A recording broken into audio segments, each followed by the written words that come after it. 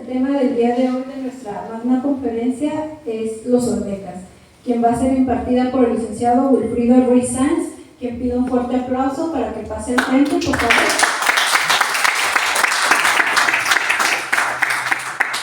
Antes de cederle el uso de la voz, doctor, voy a leer un poco de lo que es su currículum, nomás que quiero que pase al frente para que esté aquí a la vista de todos. Él es egresado de la Facultad de Derecho de la Universidad Nacional Autónoma de México, doctor honoris causa, investidura conferida por el Honorable Colegio de Abogados de Tijuana, Asociación Civil, maestro de las asignaturas de Derecho Constitucional, Derecho Administrativo, Derecho Fiscal, impartidas en la Facultad de Derecho de la Universidad Autónoma de Baja California. Forjador de Baja California, investidura concedida por la Fundación Licenciado Conrado Acevedo Cárdenas y ex socio del Seminario de Cultura Mexicana, Corresponsalía Tijuana, socio de la Honorable Sociedad de Historia de Tijuana, Asociación Civil, presidente emérito, fundador de esta academia, la Academia de Historia de México en Tijuana, Asociación Civil, socio del Foro Cívico Tijuanense, AC, y bueno, esto por mencionar solo algunas, porque tiene una trayectoria muy larga, doctor. Pues ahora sí le doy el uso de la voz al licenciado. Un fuerte aplauso para que empiece con su conferencia. Gracias. Muchas gracias, muy amable. Estoy simplemente emocionado de verlos a todos ustedes. Muchas gracias por su acompañamiento. La academia siempre luce y desde luego es un honor y placer recibirlos para nuestras conferencias. Antes de iniciar ya formalmente con las diapositivas, quisiera nomás hacer una narrativa corta de los Olmecas en un concepto general. La palabra, el término Olmeca, significa habitantes de la región de Lule. Una definición lingüística que proviene de la lengua náhuatl. El nombre Olmeca fue concebido muchos siglos después por los mexicas y dado a los habitantes de los actuales estados de Veracruz y Tabasco. La realidad es que se desconoce el origen étnico de este grupo humano. Sin embargo, es el único vocablo de que se dispone para llamar así a los Olmecas, pues se desconoce cómo se llamaban a sí mismos.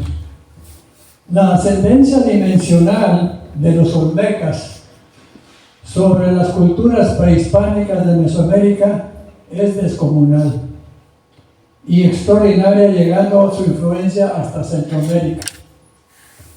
Dicho lo anterior, es importante hacer notar que a través de los cientos de miles de años, los grupos humanos migrantes que descendieron sobre Mesoamérica eran nómadas. Los primeros migrantes en asentarse para formar una colectividad estacionaria, esto es, un centro poblacional permanente, fueron los llamados Olmecas. Esto ocurrió en el año 1200 a.C. En el devenir histórico del mundo prehispánico existen solamente dos civilizaciones que no se les conoce el nombre verdadero, su origen étnico. No existen datos concretos de quiénes fueron estos grupos humanos, y me refiero a los Olmecas y posteriormente a los fundadores de Teotihuacán. Dicho lo anterior, vamos a comenzar.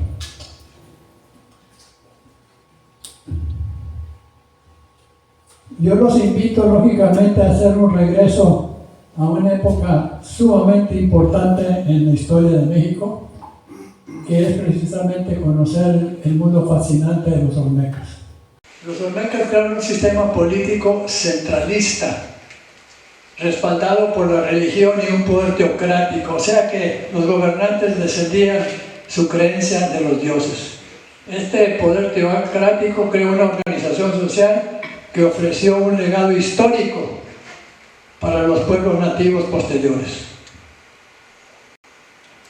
Los Olmecas, primera civilización de Mesoamérica, se asentaron en los estados de Veracruz y Tabasco. La cultura madre de México se desconoce su identidad. Los mexicas los bautizaron como olmecas, habitantes de la región de Lule. El fervor religioso de los olmecas fomentó un panteón robusto de diversas divinidades. Fueron politeístas. Comenzando por Quetzalcóatl. Quetzalcóatl, su serpiente emplumada, dios de la vida y sabiduría. Lógicamente que es un dios que sobresale en la cosmovisión olmeca. El culto a Quetzalcóatl fue adoptado por las diversas culturas. En la morada celestial olmeca reside Náhuatl, dios jaguar, una deidad de alto rango. Náhuatl es una representación abstracta en mosaico que se encuentra en el Museo de la Venta en Tabasco. Otro dios importante fue Tlaloc, dios de la lluvia, puesto que para la civilización olmeca la agricultura y las buenas cosechas fueron primordiales. Sin duda la lluvia y el agua fueron factores de sobrevivencia. Por ello Tlaloc ocupó un sitio privilegiado dentro del panteón olmeca.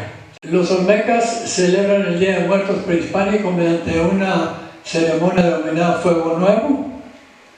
El dios principal es Huehueteotl. Aquí les presento yo una composición social de la sociedad olmeca. Sacerdotes, en primer término, guerreros, arquitectos, artesanos, pochtecas. Los pochtecas eran los comerciantes, chamanes, que eran los curanderos, campesinos, y esto hago la cita de una muy importante exploradora, Anne Cyphers. Los sacerdotes olmecas crearon un calendario de 18 meses de 20 días. Si multiplicamos 20 por 18, vienen siendo 360 días. Y le agregaron 5 días más por una observancia religiosa. Entonces, fíjense ustedes, estamos hablando antes del nacimiento de Cristo. Estamos hablando 1200 años atrás. Y sin embargo, la inteligencia de los olmecas pudieron observar el fenómeno del cosmos, ir a través de los años solares y fueron calculando precisamente las 24 horas. 20 días, 18 meses de 20 días. Y le agregaron esa observancia de 5 días para una meditación religiosa. La clase de los gobernantes era muy importante, ya que de ellos, como una descendencia teocrática, los supremos sacerdotes gozaban de gran poder, realizaban actividades religiosas, astronómicas, matemáticas, escritura, estudios astronómicos. La imagen del trono del supremo sacerdote es una lápida con 2 enanos llamados cheneques. La figura y poderío de los sacerdotes, así como la conservación del sistema teocrático, fue resguardado y protegido por una tropa élite que llamaban los guerreros jaguar. En 1938 a 1946 llegó a México un formidable explorador norteamericano, Matthew Stirling. Matthew Stirling es responsable del descubrimiento de 15 cabezas colosales. En total fueron 17, es lo que se han encontrado, y sin embargo Matthew Stirling estuvo en 15 descubrimientos.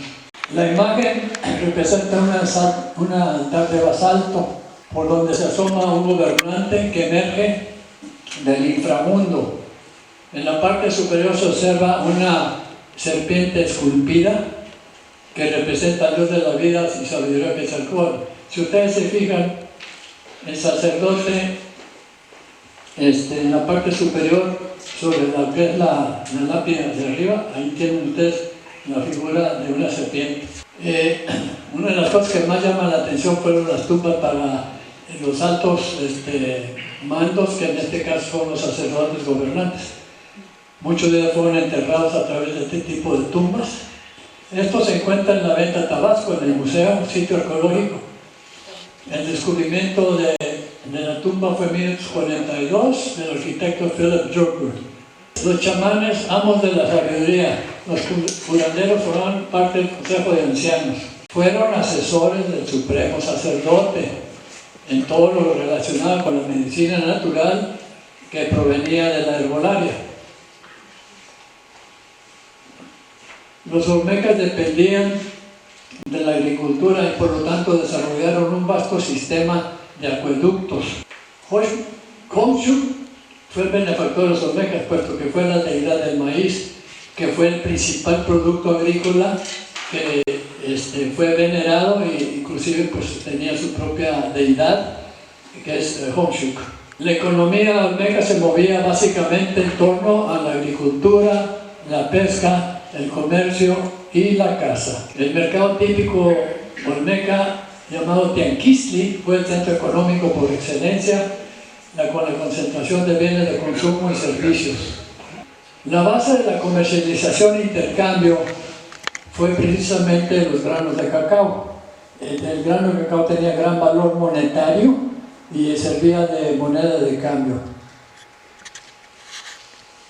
La cofradía de Postecas era una hermandad, una fraternidad de comerciantes encargados de abrir las rutas territoriales o extraterritoriales hacia otros pueblos vecinos para establecer un comercio dinámico de intercambio para exportación y compraventa. Los cargadores se llamaban tamemes y tenían su propio dios, que era el Yartecutli. Ustedes han visto muchas veces que esta tradición todavía se mantiene en México, los cargadores. El mecapal era precisamente un invento olmeca, que era un sistema a base de cuerdas y de una banda que se colocaban en la frente para levantar las cargas pesadas. Claro está, era lógico porque no había bestias de carga, o sea, no había mulas, no había burros, etc. Entonces, ellos cumplieron una misión muy importante y que lógicamente fue adoptado por otros pueblos originarios. La civilización olmeca fue la primera cultura prehispánica que practicó el sacrificio humano. Esta es una característica de todas las civilizaciones prehispánicas, el sacrificio a los dioses. Ellos consideraban que el líquido vital de la sangre era fundamental para la sobrevivencia de los dioses y tenían esa tradición y esa costumbre que lógicamente cuando llegaron los españoles pues vieron como una aberración, ¿verdad?, del ritual. Sin embargo, era una realidad que se vivió durante cientos de años. El Tlachtli, aquellos que han ido a Xcaret, han visto el juego de Tlachtli, es un juego de pelota, también que surgió en esa época de Olmeca y que ha sido adoptada pues, por todos los pueblos originarios. El juego de pelota olmeca Tlachtli, el primero me saqué, fue el ritual religioso, una lucha entre el día y la noche. El ritual se realizaba con pelota de caucho con peso aproximado de 3 kilos. Ahora, la pelota de caucho viene siendo el sol y es un batallar del sol, el que han visto el juego de Poc de Poc para los mayas, el Tlachtli para los olmecas y mexicas. Esa pelota es el sol y el halo es el orificio en la tierra por donde penetra en la tarde-noche el sol y viene la oscuridad. Ese es el significado de este juego y lógicamente fue muy popular porque hay canchas de Tlachtli en todas partes, o en todos los pueblos zapotecas, mayas, etc. Ha habido la construcción de canchas. Siendo Veracruz, Tabasco una tierra caliente, pues la humedad fue fundamental y ahí se descubrió el chapopote, que posteriormente pues sabemos que se elabora el caucho, y a eso se debe de que los olmecas fueron, como dice Carl Wentz de la Universidad de Pennsylvania, los olmecas fueron los primeros petroleros de México.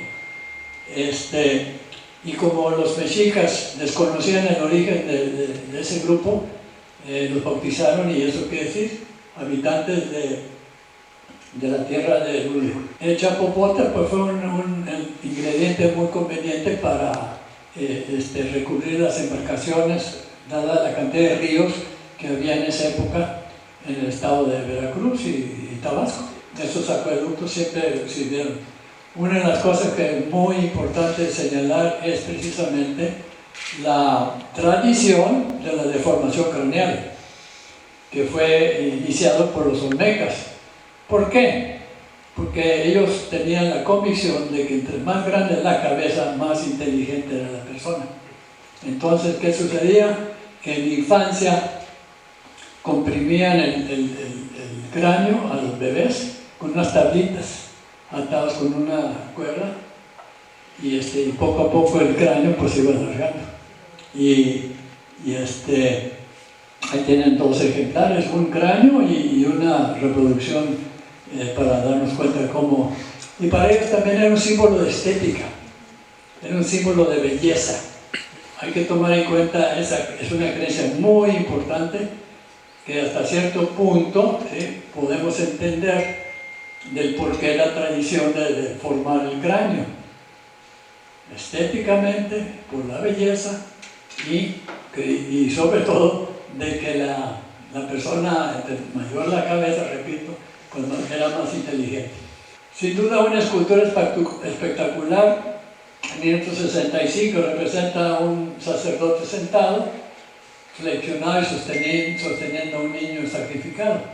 Los olmecas consideraban que era muy importante el sacrificio de los bebés para que viene siendo la sobrevivencia de la comunidad olmeca. Los niños olmecas Rabar fue un ritual que iba de acuerdo con la composición de la deidad Nahual. Entonces, si ustedes observan, estas figuritas son infantes que representan presidente al jaguar, y se hacían acompañar al difunto en su viaje por el inframundo. Otra demostración de pues estamos hablando de 1200 años antes de Cristo, de su habilidad de lo que es, digamos, desarrollar piezas artísticas. Aquí tienen ustedes un luchador donde se ve la dinámica, la elasticidad, el movimiento del luchador. La lapidaria olmeca también tuvo mucha importancia, puesto que nos da una idea aproximada de cómo eran los olmecas en cuanto a su apariencia física. Labios carnosos, nariz ancha, un arte distinto y milenario, lógicamente, que le ha dado fama a México. Ahora bien, el arte monumental de los artesanos olmecas fue excelente y llegó a su máxima expresión con las famosas cabezas olmecas, que tenían un peso aproximado de 8 a 25 toneladas. Y eran rocas de basalto, y era la materia prima que se extraía de la Sierra de las Tuclas y del cerro volcánico Cintepec. Ahora, una de las cosas más importantes, creo yo, es cómo se la ingeniaron para mover roca volcánica de 8 a 25 toneladas del sitio donde cortaban en el cerro para el traslado a la comunidad, a las comunidades olmecas. Entonces hicieron todo a base del movimiento a través de vía marítima, a través de los ríos, haciendo balsas de puros troncos de árbol amarrados para soportar el peso. Y estas plataformas, pues, como pongo en esta diapositiva, compuestas por troncos de árbol amarrados. En el Parque Museo de la Venta, Tabasco, es el lugar más trascendental por el número de restos artísticos olmecas, comenzando por las cabezas colosales. Ahora bien, yo les había comentado de que se han descubierto 17 cabezas monumentales, 17 cabezas que están todas concentradas entre lo que es Veracruz y Tabasco. Así que es siendo un espectáculo y a la vez un misterio, porque las cabezas colosales todavía hay dudas sobre qué es lo que representan realmente. Aquí vemos, por ejemplo, una tarea de descubrimiento de una cabeza olmeca. En la parte de abajo ustedes pueden ver la mitad del rostro del monolito, ¿sí? Claro está que la labor de los arqueólogos y desde luego el equipo de colaboradores es muy importante. El primero en descubrir una cabeza colosal fue un ingeniero, José María Melgar Serrano, y estamos hablando de 1862, fue cuando se descubrió precisamente esta cabeza que están viendo, fue la primera de las 17. Ahora bien, ya habíamos dicho la importancia del arqueólogo explorador Matthew Sterling, pues aquí tenemos una imagen de él al lado precisamente de una de las cabezas que descubrió. Las cabezas olmecas son testimonio de un arte monumental con rasgos aparentemente africanos, ojos abultargados, labios carnosos, nariz ancha. Sin embargo, a través de muchos estudios de la investigadora Ann Cyphers del Instituto de Investigaciones Antropológicas de la Universidad Nacional Autónoma de México, concluyó a base de pruebas y experimentos que no existe ninguna información genética que demuestre que los restos fósiles olmecas contengan algún indicio de parentesco africano. Dicho lo anterior, se podría especular que la cabeza colosal olmeca podría representar un sacerdote gobernante, un jugador de pelota o bien un guerrero. Así mismo como fueron las esculturas y las cabezas colosales, los olmecas dejaron huella en sus diversas comunidades, levantando diversos monumentos a manera de pirámides y plataformas. Aquí tienen ustedes la famosa pirámide de San Lorenzo. Fue la primera en Mesoamérica que se levantó. ¿Dónde está? ¿Perdón? ¿Dónde está esta? En San Lorenzo, en Veracruz. Esto demuestra el ingenio y la capacidad de construcción y creencia de los olmecas, que entre más elevada, más alta era la estructura, más cerca de los dioses. Esta tiene una bola de ventanas, todo alrededor, son 365 nichos, en concordancia con el número de días del año. Estos eran 3 zapotes. Los olmecas fueron los primeros en construir edificaciones ceremoniales. En verdad, un logro imponente y hablar de ingenuidad y creatividad. Yo nomás me quiero imaginar en aquella época los alcances que tuvieron los olmecas para dejarnos este testimonio de que pasaron por este mundo y de ahí les dejamos estas huellas. Entonces, francamente impresionante. Ahora bien, aquí está lo interesante. ¿Qué pasó con los olmecas? El ocaso, ¿cuál fue el fin de los olmecas? Una rebelión interna, una guerra entre los pueblos, vecinos, cambio climático, hambruna, enfermedades. En verdad un misterio. Hasta el día de hoy, cuando menos en mi opinión muy particular, no existe ninguna evidencia de cuál fue la causa exacta de por qué desaparecieron. Lo mismo pasó con Teotihuacán. Los teotihuacanos pasó lo mismo, no hay ningún registro. Entonces, ya vemos que en el tiempo-espacio fue la civilización madre de los teotihuacanos, los aztecas, los mexicas, los zapotecas y los mayas. La cultura madre. Muchas gracias por su atención.